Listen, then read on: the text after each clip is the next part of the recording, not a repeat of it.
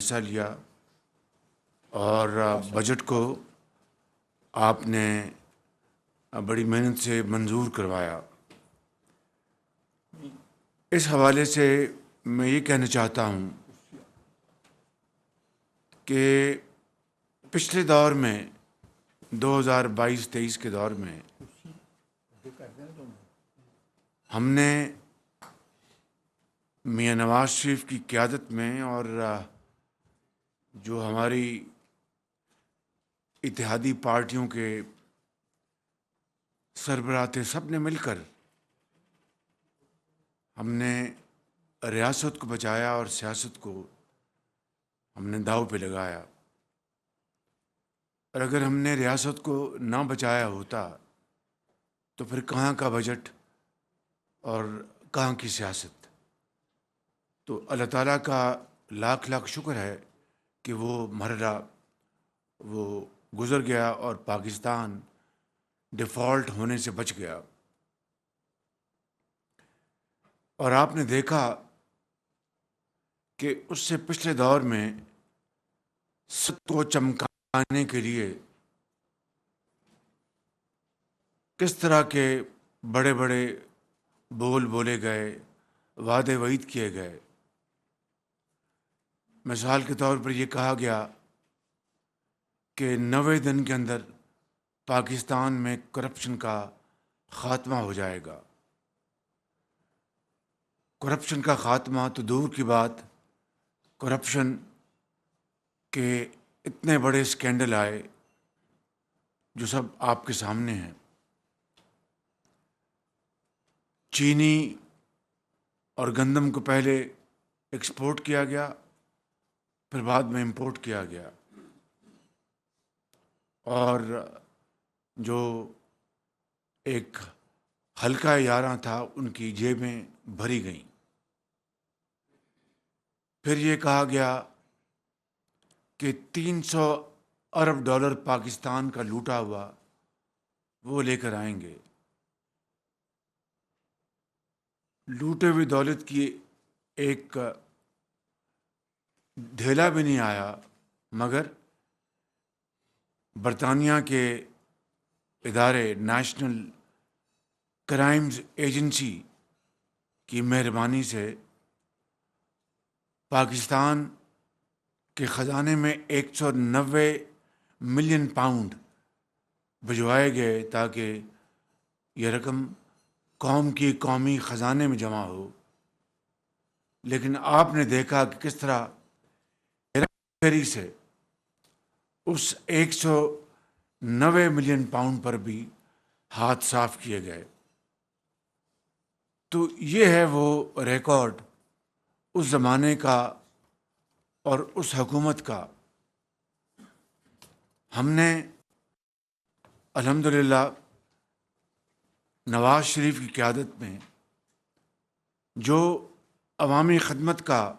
ایک بیڑا اٹھایا ہے، کسی حوالے سے بھی غلط بیانی سے کام نہیں لیا۔ انسان خطا کا پتلا ہے، انسانوں سے غلطی ہوتی ہے، لیکن دانستہ طور پر عوام سے دروغ گوئی کا کوئی دور دور تک کوئی نشان نہیں، الحمدللہ۔ اور یہ 76 سال کے نتیجے میں آج قوم جس جگہ کھڑی ہے اور جو چیلنجز، ہمالیہ نما چیلنجز کا ہمیں سامنا ہے، وہ انشاءاللہ ہم مل کر، یہ بھی ایک کولیشن گورنمنٹ ہے، وہ ہم انشاءاللہ مل کر ان مشکلات کا مقابلہ کر رہے ہیں اور کریں گے۔ اس حوالے سے اس بجٹ میں نے یہ پہلے بتایا، اور اس حوالے سے کئی طرح طرح کی باتیں کی گئیں کہ شہباز شریف نے کہا ہے کہ آئی ایم ایف سے مل کر بجٹ بنا رہے ہیں۔ کیا اس میں کوئی بات راز کی ہے کہ آئی ایم ایف کے ساتھ ایک اور پروگرام کرنے جا رہے ہیں، اور وہ 3 سالہ پروگرام ہے؟ اس حکومت کے زمانے میں ان کے لیڈر نے کہا تھا، جن کو بانی کہتے ہیں عرف عام میں، کہ میں مر جاؤں گا، IMF نہیں جاؤں گا. اور کئی ماہ اسی میں لگا دیے اور وقت نکل گیا، اور پھر IMF کے پاس گئے اور IMF سے ایک بڑا مہنگا پروگرام لیا، اور پھر اسی پروگرام کو سیاست کی نظر کر دیا گیا کہ دنیا میں تیل کی قیمتیں آسمانوں پہ جا رہی تھیں، اور ووٹ آف نو کانفیڈنس کے خدشے سے بجٹ میں کوئی گنجائش نہیں تھی یکایک قیمتیں کم کر کے، اور قومی خزانے کو بے پناہ نقصان پہنچایا گیا. میاں محمد نواز شریف نے ہمیشہ دل کی گہرائیوں سے قوم کی خدمت کی ہے، اور خاص طور پر ان طبقات کو جو کہ محروم المعیشت ہیں، ان کا ہمیشہ خاص خیال رکھا، اور ان کے اسی ویژن کو، اسی پالیسی کو ہم پوری کوشش کر کے اس کے اوپر ہم عمل پیرا ہیں. مشکلات بے پناہ ہیں. آپ نے دیکھا کہ کل بلوچستان میں، کوئٹہ میں، ہم نے بلوچستان کی حکومت کے ساتھ معاہدہ کیا، اور یہ بات آپ کی خدمت میں عرض کرنا چاہتا ہوں، سمجھنے والی ہے کہ جو بلوچستان میں 28,000 کے لگ بھگ جو کنیکشنز ہیں، لیگل کنیکشنز، ہمارے وہاں کے ہاریوں کے یا کسانوں کے، اس کے اوپر بجلی وہ استعمال کر رہے تھے لیکن اس کا بل ادا نہیں کرتے تھے، اور تقریباً 80-90 ارب روپے سالانہ وفاق کو اس مد میں نقصان کا سامنا ہوتا تھا، اور یہ خسارہ اٹھایا جاتا تھا. اور اگر آپ ایک اوسطاً آپ ایک اندازہ لگائیں تو پچھلے 8-10 سالوں میں 500 ارب روپے، یعنی قومی خزانے کے 500 ارب روپے، وہ بالکل جس کو انگریزی میں کہتے ہیں گون ڈاؤن دا ڈرین، بالکل وہ تباہ ہو گئے، بہہ گئے پانی میں. کاش کے نقصانات، چوری کے حوالے سے نقصانات اٹھانے کے بجائے یہی پیسہ اگر عوام کی خوشحالی، ہسپتالوں، یونیورسٹیوں، سڑکات، تعلیم کے لگا ہوتا تو قوم کی کتنی خوشحالی اور بہتری کا ایک نیا دور ہوتا. تو کل ہم نے اس باب کو ختم کیا، اور وفاق نے اور بلوچستان کی حکومت نے مل کر ان 28,000 ٹیوب ویل کنیکشن کو کاٹنے کا فیصلہ کیا، اور ان کو شمسی توانائی سے چلانے کا ایک منصوبہ بنایا گیا، جس کے اوپر 55 ارب روپے خرچ ہوں گے، اور 70% وفاق برداشت کرے گا اور 30% بلوچستان کی حکومت برداشت کرے گی. نتیجتاً سالانہ جو 70، 80 یا 90 ارب روپیہ خسارہ ہوتا تھا اور وفاقی یعنی قومی خزانہ برداشت کرتا تھا، وہ ختم ہو جائے گا ہمیشہ کے لیے، اور سستی بجلی، شمسی توانائی وہ پیدا ہوگی، اور کسان کی جو لاگت ہے اس میں بے پناہ کمی آئے گی. یہی ماڈل انشاءاللہ ہم اب پاکستان کے باقی صوبوں میں، جہاں پر تیل سے، یہ تو بلوچستان میں تو اپنا سرکاری جو کنیکشن ہے کیسکو کا، اس سے یہ ٹیوب ویل چلتے تھے. پاکستان میں 10 لاکھ ٹیوب ویل ایسے ہیں جو تیل سے چلتے ہیں، اور اس تیل کی جو قیمت ہے سالانہ امپورٹڈ آئل، وہ $3.5 ارب ہے. اب اندازہ کریں کہ $3.5 ارب کی لاگت سے اور ہمارے قومی خزانے کے اوپر ایک بہت بڑا بوجھ ہے، کیونکہ آپ کے پاس فورن ایکسچینج بہت محدود ہے۔ تو اس کو ہم نے اور میں نے اور ہماری کابینہ کے جو آنریبل ممبر سے مل کے آج سے 2-3 مہینے پہلے ہی فیصلہ کر لیا تھا کہ ہم نے بتدریج یہ تیل پر چلنے والے 10 لاکھ ٹیوب ویلز، ان کے لیے ایک بزنس ماڈل بنانا ہے، اور اس کے تحت ان کسانوں کو ہم قرضے لے کے دیں گے۔ اس میں وہ کتنا حصہ ڈالیں گے، کتنا بینک قرضہ دے گا، اور سود جو ہے اس کو کس طرح ہینڈل کیا جائے گا، یہ بزنس ماڈل بنا کر ہم جلد سے جلد ان 10 لاکھ جو ٹیوب ویلز تیل پہ چلتے ہیں ان کو شمسی توانائی پہ لے کے آئیں گے، کیونکہ آج دنیا میں جو شمسی توانائی ہے، سولر انرجی، وہ یعنی کم ترین قیمتوں پر آج وہ مہیا ہے، اور اس سے آج پاکستان جیسا ملک جس کو اللہ تعالیٰ نے سورج کی شعاؤں سے مالا مال کیا ہے، اس سے فائدہ نہ اٹھانا کفران نعمت ہے، اور یہ ایک بوجھ ہے۔ تو میں سمجھتا ہوں کہ اب ہم اس کی طرف بڑی تیزی سے آگے بڑھ رہے ہیں۔ اس بجٹ میں یقیناً ٹیکسز لگے ہیں، اور جو اشرافیہ ہے، جو امراء ہیں، ان کے اوپر ٹیکس بعض نئے ایریاز میں پہلی مرتبہ لگا ہے۔ مثال کے طور پر جو یہ زمین کے لینڈ ڈیولپمنٹ کے جو کاروبار کرتے ہیں اور اس میں سرمایہ کاری کرتے ہیں، وہ سرمایہ کاری نہ وہاں پر وہ سارا سال وہ سرمایہ کاری رہتی ہے، اور زمین کی قیمتیں بڑھتی رہتی ہیں، اور وہ بیٹھے بٹھائے منافع ہوتا ہے، نہ کوئی پروڈکشن پیداوار، نہ ملازمتیں، نہ کچھ اور پھر منافع کما کر کہاں لے جاتے ہیں میں اس تفصیل میں نہیں جانا چاہتا۔ تو اس کے اوپر ہم نے ٹیکس لگایا ہے، جس کے نتیجے میں تقریباً 100 ارب روپے آمدن کی توقع ہے۔ مگر اسی حوالے سے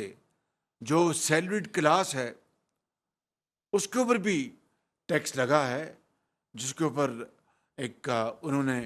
جائز طور پر انہوں نے ایک اپنا احتجاج کیا ہے۔ انہوں نے کہا کہ کیا بس ہم ہی لوگ رہ گئے ہیں ٹیکس دینے کے لیے، جن کے پاس بے پناہ وسائل ہیں اور وہ کروڑوں اربوں ڈالر لے جاتے ہیں، ان کے بارے میں کبھی کسی حکومت نے سوچا؟ تو میں سمجھتا ہوں کہ پہلی مرتبہ جو پراپرٹی کے اوپر جو ٹیکس لگایا ہے، جو کہ ان کو کیا کہتے ہیں، ریل اسٹیٹ بزنس،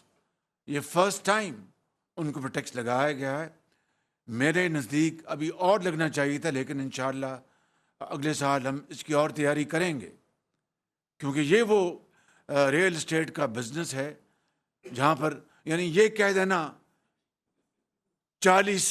جناب صنعتیں جو ہیں وہ اس پہ اپنا عمل پیرا ہوتی ہیں، سیمنٹ لگتا ہے اور بجلی لگتی ہے، اسٹیل لگتا ہے، فلاں ہوتا ہے، لکڑی لگتی ہے۔ بھائی پھر کریں، ڈیولپ کریں۔ آپ تو زمین رکھ کر اس کے اوپر سٹہ بازی کرتے ہیں، اور بیٹھے بٹھائے زمینوں کی قیمتیں دگنی تگنی ہوتی ہیں۔ اس کے نتیجے میں یہ سیلڈ کلاس جو ہے اس کے اوپر ٹیکس لگا تو ان کا یقیناً، اور پھر جو بجلی کے جو نرخ ہیں ان کی ری بیسنگ ہوئی ہے۔ میں اس کی تفصیل میں نہیں جاؤں گا، اگر ضرورت پڑے گی تو میں یہاں پر پاور منسٹر موجود ہیں اور سیکرٹری پاور بھی موجود ہیں، فائنانس منسٹر موجود ہیں، ایم ایس ہیں، سیکرٹری ایف ایس، وہ اس کو مزید تفصیل بیان کر سکتے ہیں۔ تو انہوں نے یقیناً جو سب سے نیچے جن کو ہم پروٹیکٹڈ کہتے ہیں سیگمنٹس، جو کہ سب سے کم غریب لوگ، عام آدمی بجلی کا جو بل 100 یونٹ یا 200 یونٹ دیتے ہیں، ان کو ہم پروٹیکٹڈ سیگمنٹس کہتے ہیں، ان کے بھی نرخ بڑھے تو یقیناً پورے ملک میں ایک صدائے احتجاج بلند ہوئی۔ اور ان کا یہ یقیناً ان کا یہ غصہ، ان کا احتجاج جائز ہے، مگر جس طرح میں نے آپ کو کہا کہ ہم نے اپنے جو شراکت دار ہیں اس پروگرام میں، پہلے ہم نے معاش کو استحکام دلانا ہے، پھر ہم نے معاشی ترقی اور خوشحالی کی طرف آگے بڑھنا ہے، تو ان کے ساتھ بھی ہمارے ہم نے چیزیں طے کی تھیں، اور ہم ان میں نہیں کہ ہم بات کر کے بدل جائیں اور پھر اپنی سیاست کریں۔ چنانچہ اپنے پاکستان کے ان کروڑوں صارفین، یہ ایک نہیں ہے، حنیف عباسی صاحب ذرا توجہ دیں، یہ ایک نہیں ہے، یہ 2.5 کروڑ صارفین ہیں، 2.5 کروڑ صارفین۔ اور لغاری صاحب یہ کتنی پرسنٹ بنتی ہے ہاؤس ہولڈس کی؟ 57 نہیں زیادہ ہے، 58 دیٹس رائٹ، ڈومیسٹک کی بات کر رہے ہیں، یعنی میں جو گھریلو میں صارفین کی بات کر رہا ہوں۔ گھریلو صارفین جو ہیں وہ 94% اس سے فیض یاب ہوں گے جو آج میں اعلان کرنے والا ہوں، 94%۔ مگر بات صاف کرنی چاہیے، غلط بات نہیں کرنی چاہیے قوم سے، نہ ہم نے پہلے کبھی کی، نہ انشاءاللہ کبھی کریں گے، یہی نواز شریف نے ہمیں سکھایا ہے۔ یہ جو گھریلو صارفین ہیں 94%، ان میں 200 یونٹس تک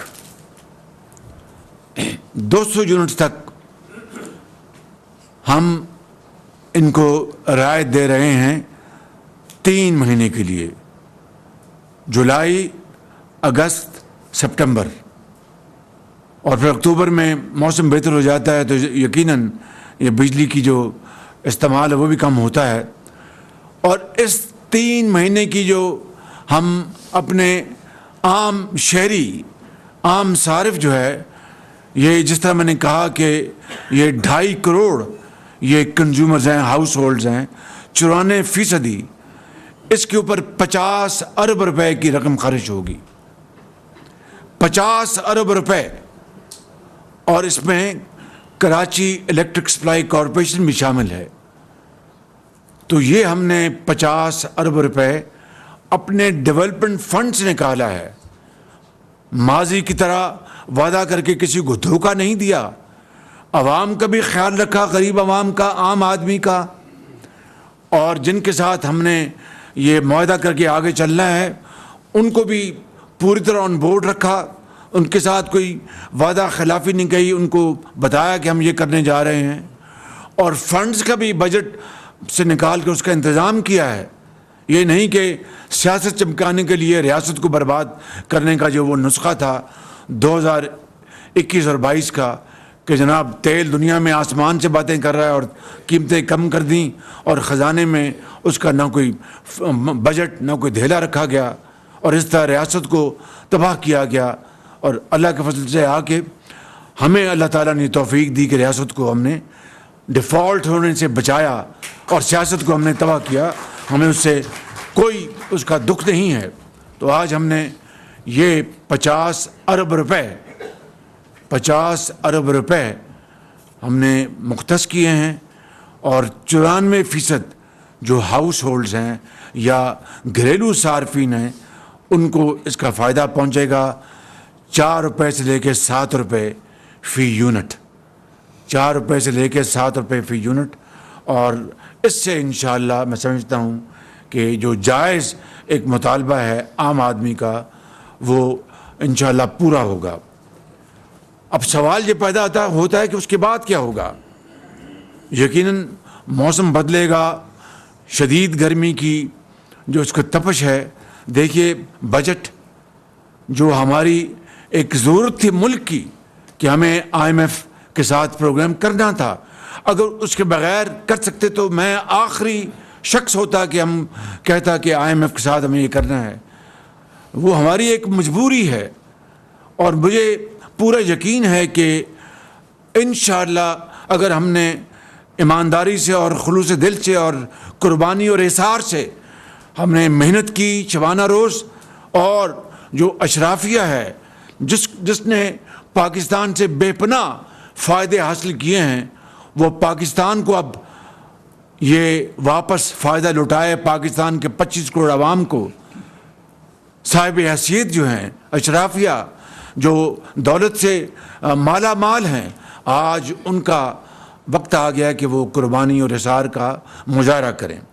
اور ساتھ صنعت و حرفت اور زراعت کو چلانے کے لیے حکومت پاکستان صوبوں کے ساتھ مل کر دن رات محنت کرے گی۔ بچت ہم کریں گے، ڈاؤن سائزنگ کا پروگرام شروع ہو چکا ہے، اور میں خود نگرانی کر رہا ہوں ان تمام اہم شعبوں کی۔ FBR federal board of revenue کی 100% ڈیجیٹائزیشن ہو رہی ہے۔ پرسوں میں کراچی میں تھا، وہاں پر سارے حالات سے آگاہی حاصل کی۔ اب آپ کو ایک مثال بتاتا ہوں، پاکستان کے اندر جو امپورٹس ہوتی ہیں یا ایکسپورٹس ہوتی ہیں، سالانہ $5 ارب کا فریٹ، یعنی بحری جہازوں کا کرایہ کہہ لیں عام زبان میں، $5 ارب خرچ کیا جاتا ہے۔ $5 ارب۔ یہ آپ سن کر آپ کو بہت حیرانگی بھی ہوگی اور آپ کی طبیعت بھی خراب ہوگی، لیکن بات یہ ایسی ہے کہ $5 ارب کا فریٹ سالانہ خرچ کیا جاتا ہے امپورٹس اور ایکسپورٹس کے اوپر، جو Maya Naz Pakistan National Shipping Corporation PNSC کے پاس صرف 12 جہاز ہیں۔ ان کی سال کی جو خالی تنخواہیں ہیں وہ $5 ارب ہیں۔ $5 ارب، یعنی فی جہاز کہہ لیجئے 48 کروڑ روپیہ آتا ہے یا 47 کروڑ روپیہ، اور صرف 12 جہاز۔ اب بتائیے کہ اگر ہم $5 ارب ہم ادا کر رہے ہیں اور ہمارے پاس جہاز ہیں، بنگلہ دیش کے پاس کئی 100 جہاز ہیں، اور دوسرے ممالک کے پاس کئی 100 بحری جہاز ہیں، ہزاروں میں، اور وہ خود وہ کرایہ جو ہے کماتے ہیں، ایکسپورٹس بھی کرتے ہیں، امپورٹس بھی کرتے ہیں۔ یہاں پر ہم $5 ارب ہم ادا کر رہے ہیں اور اپنی ہماری فلیٹ کوئی نہیں ہے، اور تنخواہ جو ہے وہ $5 ارب سال کی۔ یہ ہے وہ ایک بدقسمتی سے ہماری شومی قسمت ہے کہ جو ملک کے ہر کونے کونے میں آج وہ دیمک کی طرح چاٹ رہی ہے۔ اس کا ہم نے علاج کرنا ہے، فوری طور پر علاج کرنا ہے۔ میں کہہ یہ رہا ہوں کہ مشکلات ہیں، مسائل ہیں، چیلنجز ہیں، لیکن اگر اس کی تدبیر کرنی ہو، حل نکالنا ہو، تو اللہ تعالیٰ سے دعا کر کے ہمت کرے انسان، تو کوئی مشکل نہیں رہ جاتی۔ تو میں سمجھتا ہوں کہ آج جہاں پر ہم نے یہ 50 ارب روپے سے یہ 3 مہینے کا اپنے غریب بجلی کے صارفین جو 92% ہے، 92% ہیں گھریلو صارفین، ان کو یہ ریلیف دیا جا رہا ہے۔ آئندہ کے لیے ریلیف کا ایک ہی طریقہ ہے